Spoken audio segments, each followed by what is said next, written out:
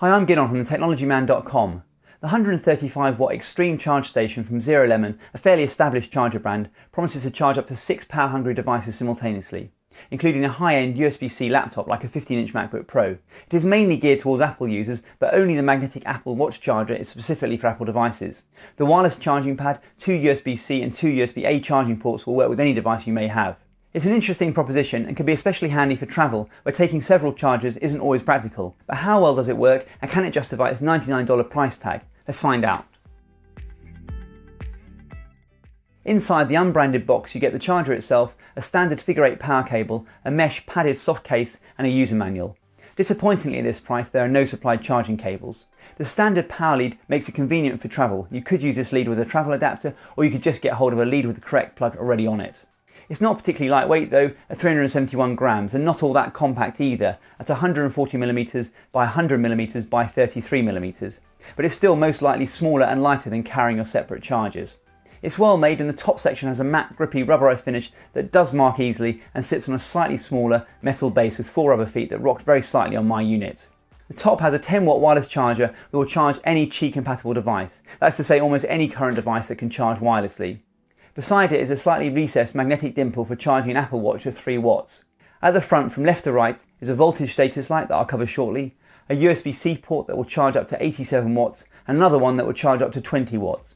Both these ports use a standardized power delivery protocol.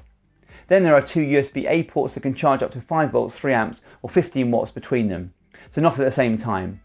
These don't use any fast charging standard, unfortunately, like Qualcomm's Quick Charge that many Android phones support. If you add up all those spec wattages, it does indeed come to 135 watts. Finally, there's a power button with a green LED below it. There's venting around the sides and back, as well as a power socket. To test out the extreme charge station, I plugged a 15-inch MacBook Pro into the first USB-C port.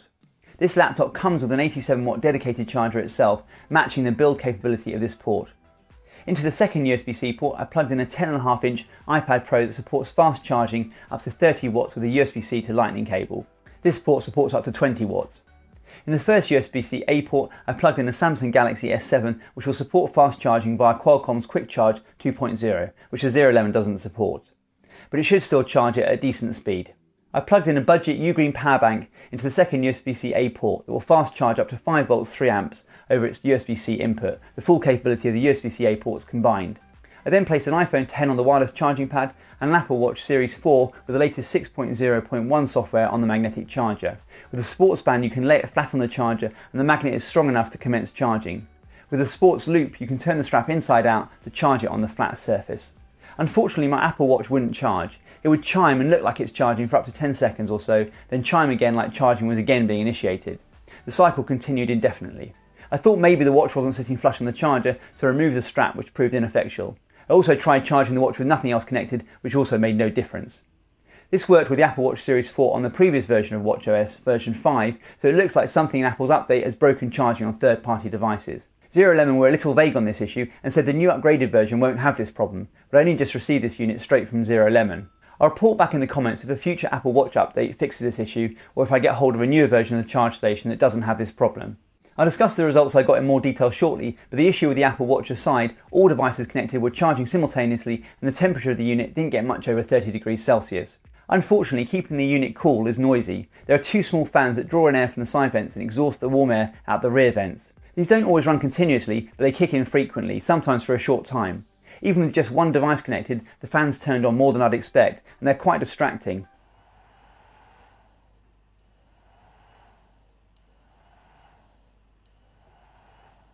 It's a shame ZeroLemon couldn't have developed a passive cooling solution. Even without the fans on, there was noticeable mains hum too.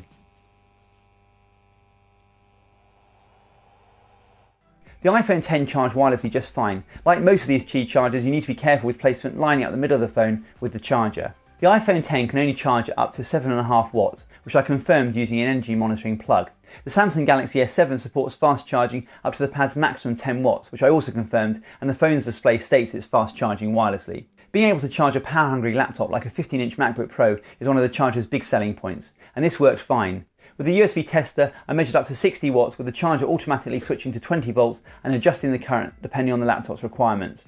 I didn't quite get the full 87 watts of the laptop's dedicated charger in my test, but it was still enough to charge and use the laptop at the same time. There's a nice display to the left of the first USB-C port that indicates the voltage the port is supplying, either 5, 9, 12, 15 or 20 volts. This is handy to confirm that your device is indeed fast charging without having to use a USB tester.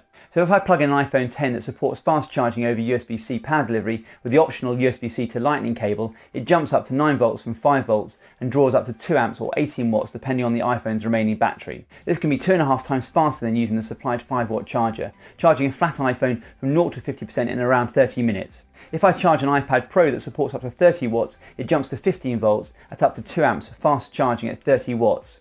Again, around 2.5 times faster than using the supplied 12 watt charger. Unfortunately, the second port doesn't have any voltage indicator, but does also support fast charging up to 20 watts. And I did indeed get close to this even with the MacBook Pro using the first port, charging the iPad Pro at 12 volts, drawing roughly 1.5 amps. An iPhone was able to charge at its maximum 18 watts using this port. There are more and more devices that support fast charging over these standardised USB-C power delivery ports, including GoPros and the Nintendo Switch, to name just two. The USB-A ports, as I briefly mentioned earlier, don't support any fast charging standard where the voltage can be adjusted dynamically. Ideally, I would have really liked Qualcomm's Quick Charge 2.0 or 3.0 support that many devices use. And the two USB ports share their output, so for the fastest charging, you'll generally need to connect just one device at a time. You can still use both ports, they just won't charge as fast. On its own, I was still able to charge a Samsung Galaxy S7 at 5 volts 1.75 amps, or around 9 watts, not the close to 15 watts fast charge I could get with a cheap Ugreen power bank that does support Qualcomm's Quick Charge. And I was able to get almost the full 15 watts or 3 amps at 5 volts connecting the Ugreen power bank